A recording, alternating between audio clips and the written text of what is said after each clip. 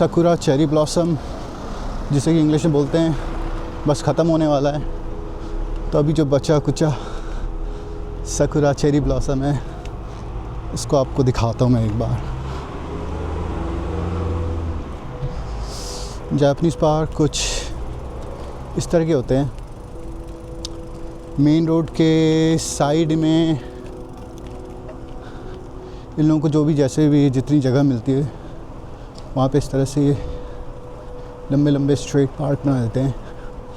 ऐसा नहीं कि ये काफ़ी वाइड है, लंबा सा स्ट्रेट है। अभी देख सकते हो आप कि किस तरह से चेरी ब्लॉसम ऑलमोस्ट पूरा ख़त्म हो चुका है। इनफैक्ट जो स्टार्ट हुआ था ये 1 अप्रैल के करीबन स्टार्ट हुआ था और आज 7 दिनों में ही ऑलमोस्ट ख़त्म हो चुका है। ये देखो आप, ये है स्पेशल तरह का sakura जो कि काफ़ी पिंक होता है। इसके फूल ये काफ़ी लंबे टाइम तक लास्ट कर सकते हैं ये वाले, आई थिंक। तो ये है जापानी स्टाइल पार्क। सीधे सीधे लाइन में बने होते हैं, ज़्यादा इसमें ज़्यादा वाइड नहीं होते, पर ये लोग जगह को एकदम अच्छे से यूज़ करते हैं, जैसा कि आप देख सकते हो। कुछ इस तरह से बच्चे खेल रहे हैं, काफ़ी अच्छा लगता है।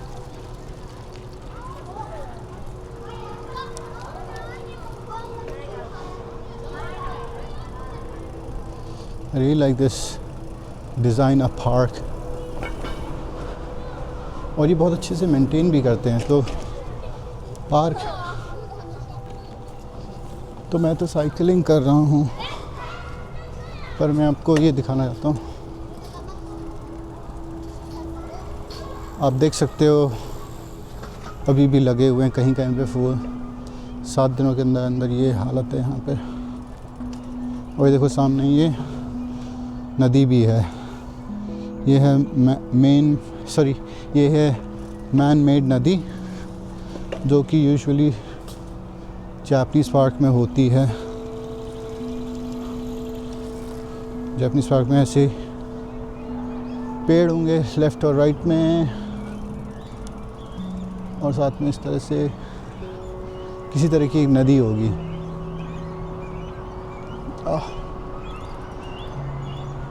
Look at this place। यहाँ पे कितनी सारी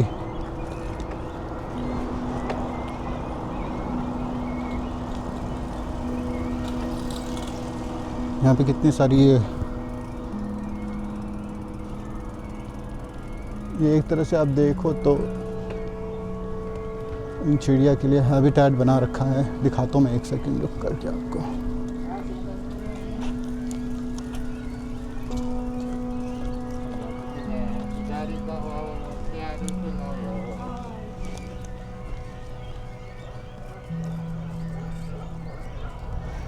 ये देखो कितनी आवाज़ आ रही है। मुझे नहीं पता आपको दिख सकता है कि नहीं दिख सकता यहाँ पे कैमरे में। This is a habitat. This used to be a massive tree. I think they have cut it down. इसको काट दिया उन लोगों ने शायद। तो अभी यहाँ पे आप देख सकते हो कितनी सारी यहाँ पे चिड़िया हैं। मुझे तो नाम भी नहीं पता इन चिड़िया के, इन बर्ड्स के मुझे नाम भी नहीं पता है। But it gets quite wild in here। जब ये कटा हुआ नहीं होता था, ये पेड़ काफ़ी ऊंचा होता था, तभी आप देख सकते हो सब नेस्ट पे किस तरह से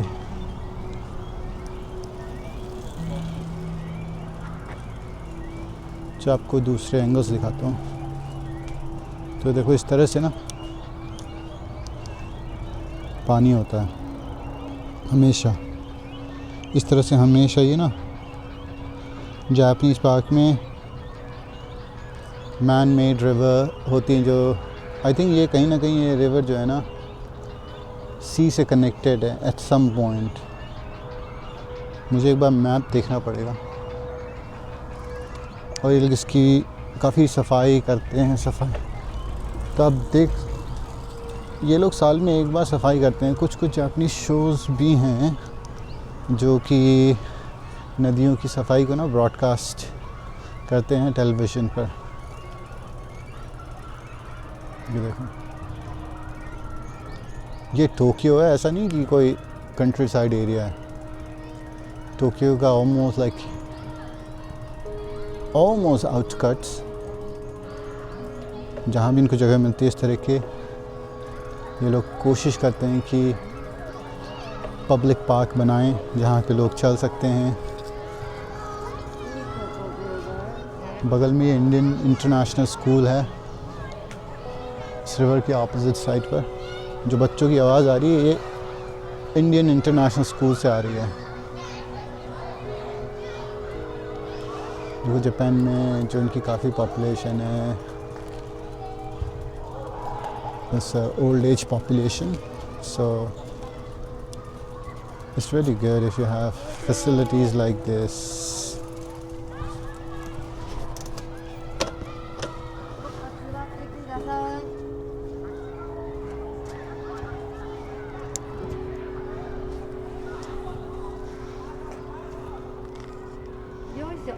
綺麗な。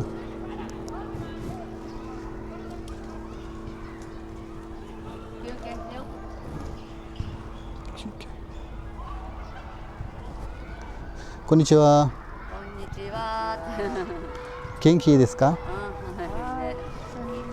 あ、大丈夫です。そう綺麗。暑くない？ तो इस तरह से हमेशा आपको डक्स भी दिखेंगी यहाँ पर। जापानीज़ पार्क में ऐसे नदियाँ बनाएंगे, पेड़ लगाएंगे और इस तरह से डक्स होगी। इज़ लाइक ये बहुत काम करते हैं एटमॉस्फेयर पर, और फिर उसे काफ़ी अच्छे से मेंटेन भी करते हैं। जैसा कि आप देख सकते हैं, लोग यहाँ पे नॉर्मल पब्लिक आती भी है घूमने फिरने।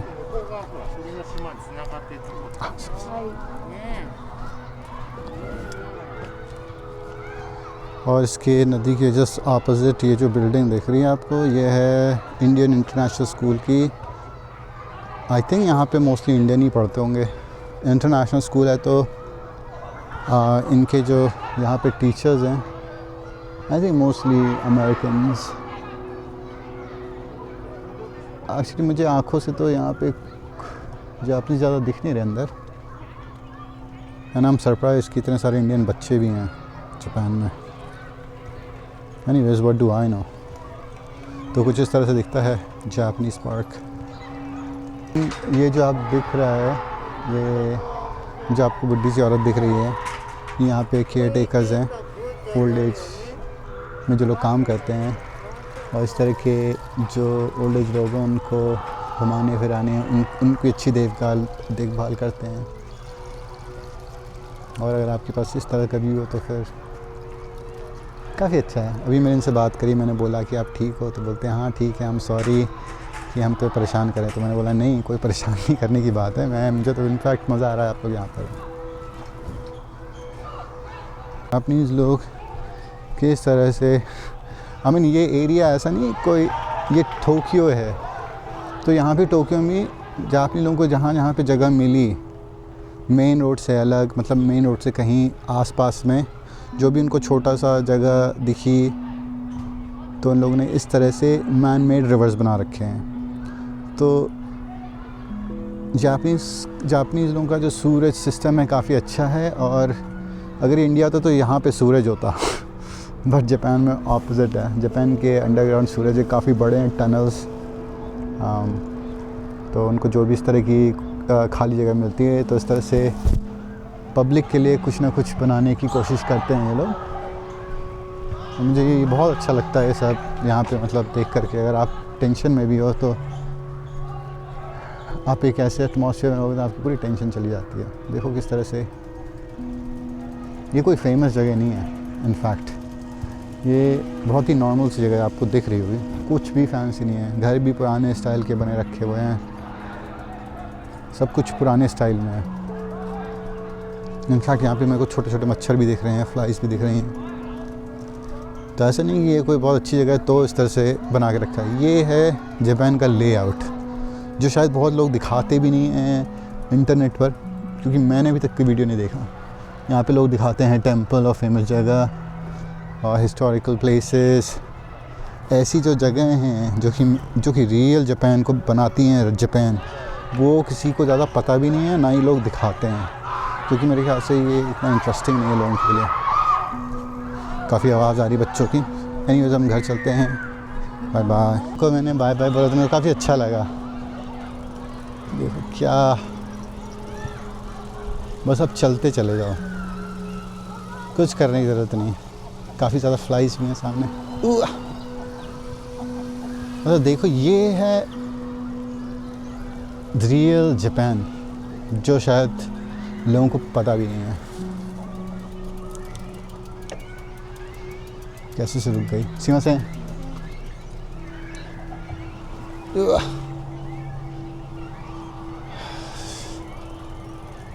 बस आप लोगों को बिना परेशान करे, बिना बोले बस दिखाता हूँ ये वीडियो। ये है photographer, Japanese photographer.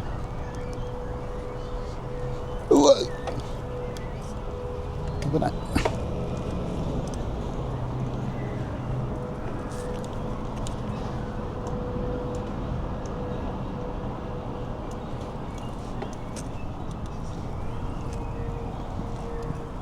Oh shit.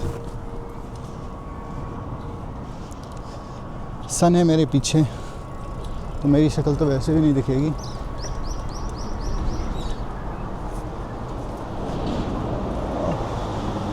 Oh, this is actually a really beautiful place. I want to take you to. अब दिखेगी मेरी शक्ल, क्योंकि ऑपोजिट में है सन। एक यहाँ पे स्पॉट है जहाँ पे लोग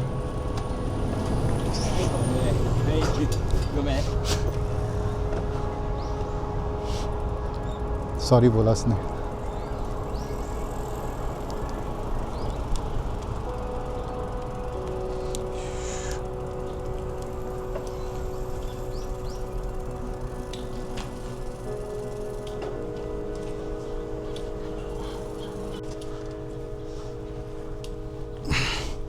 ये मेरे घर के पास का एक छोटा सा पार्क है। अगर आप देखोगे तो टेम्पलेट एकदम सेम है। मैन मेड नदी होगी, पॉन्ड होगा, किसी तरह का पानी का कुछ सोर्स होगा, पेड़ लगे होंगे, और कहीं ना कहीं पे काफ़ी ज़्यादा इन लोगों ने इस तरह से बना रखा होगा कि जो एटलीस्ट चिड़िया है, किसी तरह की जो बर्ड है, उसको अपना हैबिटेट बना सकें। I don't even know what you call this, but कुछ इस तरह से। और जो लोग ओल्ड एज लोग हैं, वो लोग आते हैं, इन चीज़ों को बैठ के देखते हैं, कैसे बस बैठ के देख रहे हैं ये लोग। जिस चीज़ के लिए बनाया गया है उस चीज़ का यूज़ भी हो रहा है अच्छे से। मतलब नॉर्मल पब्लिक मज़े भी ले सकती है। मैं दिखाऊँ किस तरह से टर्टल ना धूप में मज़े ले रहे हैं।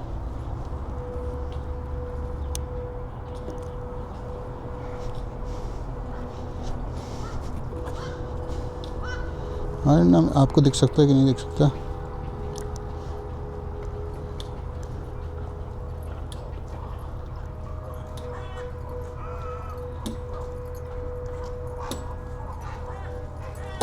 पर ये आप देखो, यहाँ पे जो टर्टल्स है ना, ठंड पड़ रही थी तो धूप जैसी पड़ती है तो ये लोग ऐसे पानी के बाहर आ जाते हैं धूप लेने के लिए।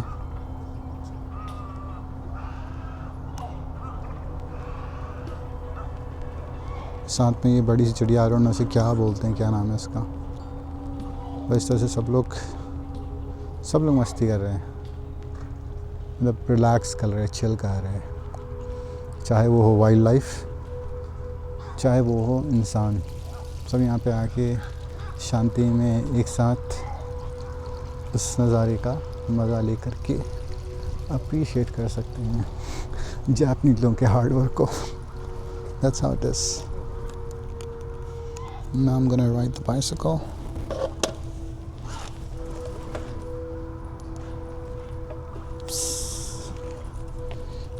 ये देखो, आई फील सॉरी कि मैं एक हफ़्ते पहले इस तरह की बाइक राइड लेता तो आपको काफ़ी कुछ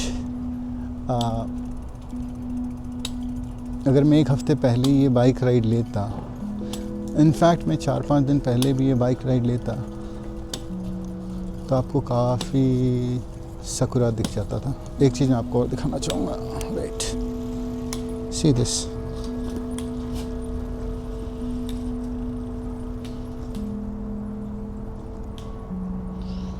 ये पूरा पानी ना सकुरास के फ्लावर पेटल से इस तरह से कवर हो गया है।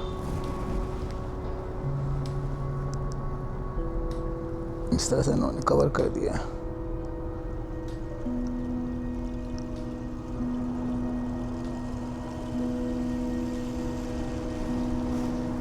ये सकुरा के जो फ्लावर पेटल्स है ना, इस तरह से पूरा पानी कवर होने लगता है। इनफैक्ट मेरी जो छत है ना, वहाँ पे भी फ्लावर पेटल्स हर जगह पे हैं। चलो घर चलते हैं।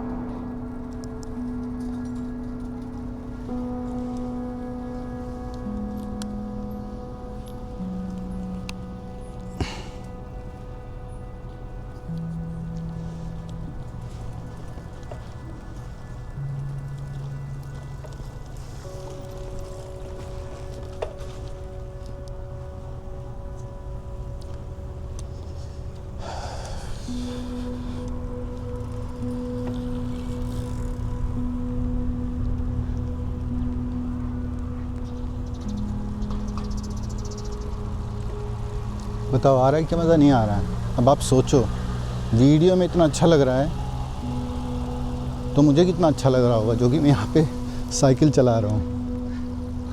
और यहाँ पे चलने में कितना मज़ा आएगा, खुद ही इमेजिन करके देखो।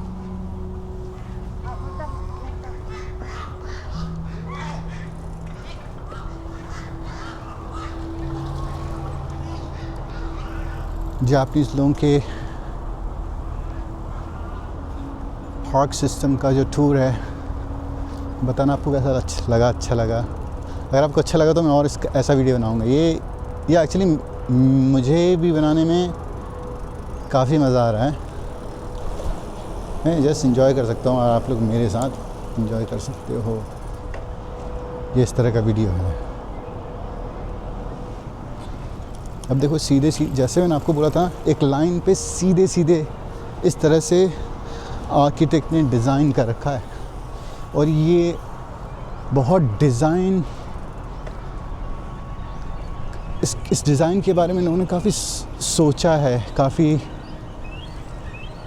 स्टडी करी है कि किस तरह से सस्टेन किया जा सकता है। क्योंकि जो इसका पानी हो तो नेचुरल है नहीं। अगर पानी नेचुरल होता नहीं तो पानी, अगर कहीं भी पानी ठहरता है तो उससे काफ़ी सारा प्रॉब्लम आ सकता है। मच्छर हो गए, बैक्टीरिया हो गया, पैरासाइट्स, ये सब चीज़ें हैं ना, सोचनी पड़ती हैं। तो जापानी लोग इस सब चीज़ों की प्लानिंग करने के बाद, अच्छा अब गंदा होने से साफ़ कैसे करना है, कितने टाइम में साफ़ करना है, किस सीज़न में साफ़ करना है ना, ये सब भी बिना सोचे समझे आप इस तरह से बना भी नहीं सकते। ये सब चीज़ें बना तो आप दोगे, मेंटेन करने में आपकी लग जाएगी। अब ये देख लो, बस सीधे ही सीधे, जैसे मैंने आपको बोला था, स्ट्रेट लाइन में। पर जो भी है, जितना भी इनके पास स्पेस है, उसको इससे अच्छी तरह से यूज़ नहीं किया जा सकता है। इतने की तो मैं गारंटी ले सकता हूँ। जापानीज़ सिस्टम को समझने के बाद, जापानीज़ प्लानिंग को समझने के बाद, 10 साल यहाँ पे रहने के बाद, मैं कहीं ना कहीं से इन लोगों का दिमाग समझता हूँ। जापानीज़ लोग कभी भी चीज़ें बस स्टार्ट कर दो, ऐसा नहीं है। पूरी प्लानिंग के साथ स्टार्ट करते हैं और एग्जीक्यूट करते हैं, और पूरी तरह से वो सक्सेसफुल होना चाहिए। इनफैक्ट अगर नहीं भी है तो कुछ चीज़ें इन्होंने, कोई प्रोजेक्ट उन्होंने स्टार्ट किया स्टार्ट होते ही शायद कुछ प्रॉब्लम आ जाए जो उन्हें कभी सोची ना हो जिसके बारे में। तो अब जब आ गया है, जब प्रॉब्लम आती है तो फिर उसके बाद सभी लोग बैठते हैं, डिस्कस करते हैं। इसलिए ना कभी भी आप जापानीज़ कंपनी के साथ काम करोगे, उनकी मीटिंग बहुत लंबी होती है। ये ना फॉरेनर्स को समझ नहीं आती ये चीज़ें कि ऐसा लोग करते क्यों हैं। बस इसलिए करते हैं क्योंकि इनके फोर फादर्स जिन्होंने ये सब प्लान किया, ये कोई नई जनरेशन ने तो प्लान किया नहीं है। ये तो भाई सेंचुरी से चली आ रही है ये प्लानिंग, इसको बिल्ड करने की। 1900 में जब जापान काफ़ी रिच हुआ करता था तो उन लोगों ने ये सब चीज़ तब बिल्ड करी। आफ्टर वर्ल्ड वॉर सेकेंड जो भी इनकी इलेक्ट्रॉनिक्स थी, सोनी, पैनासोनिक और व्हाट नॉट, कैनन कैमरास, ये कुछ कंपनियां हैं जिन्होंने जापान इनफैक्ट उस टाइम पे पूरी तरह से बदल दिया।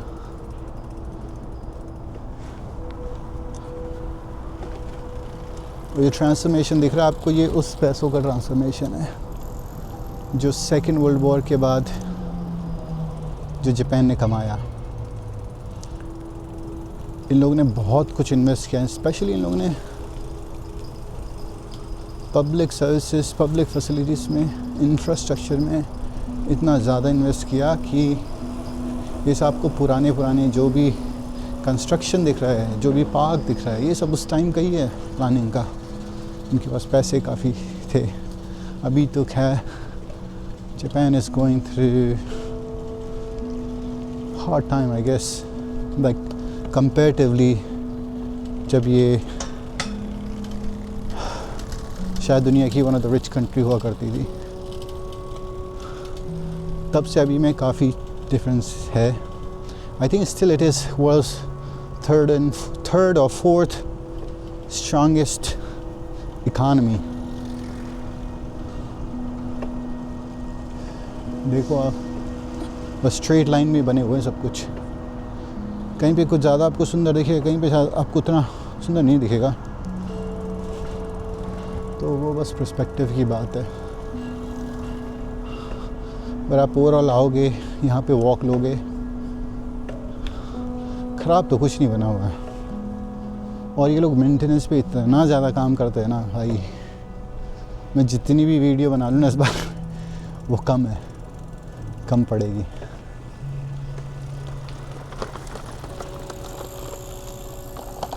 ये जापानीज़ पार्क का जो टूर है, तो सब लोग देखो आप साइकिल यूज़ करते हैं यहाँ पे।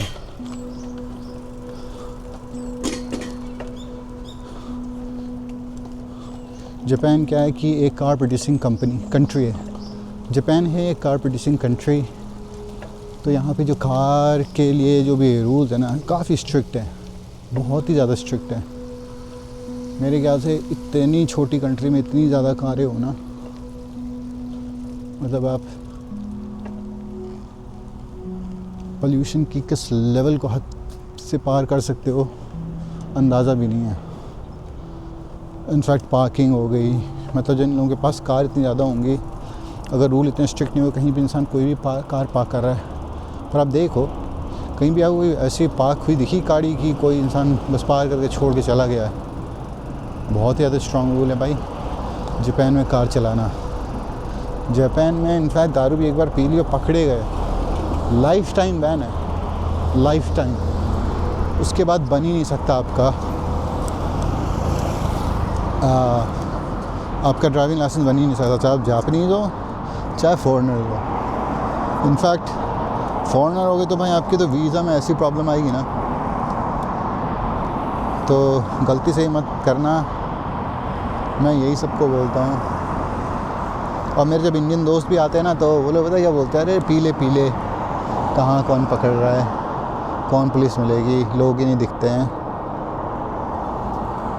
तो मैं एक चीज़ क्या बोलूँ मैं इस चीज़ के बारे में उन्हें,